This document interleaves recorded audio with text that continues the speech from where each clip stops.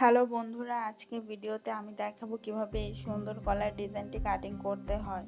তো সর্বপ্রথম আমি 3 ইঞ্চিতে মার্ক করব, তারপর আমি লম্বা 6 ইঞ্চিতে মার্ক করব, তারপর বক্স আকার দিয়ে দিব।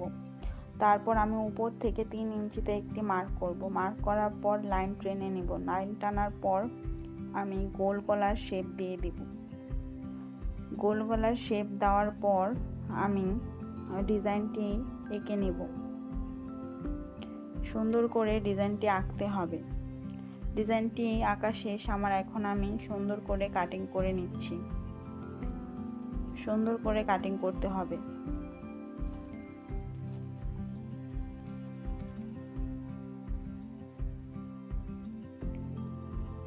এখন আমি সাইডেও সুন্দর করে কাটিং করে নেব। অবশ্যই সাইডেও সুন্দর করে কাটিং করতে হবে। যখন জামায় আমরা ডিজাইনটি বসাবো পারফেক্ট মতো বসবে। তাহলে সুন্দর করে কাটিং করা শেষ আমার। হয়ে গেল আমার সুন্দর গলার ডিজাইনটি। ভিডিওটি ভালো লাগলে অবশ্যই লাইক, কমেন্ট, সাবস্ক্রাইব করে পাশে থাকবেন সবাই। ধন্যবাদ সবাইকে।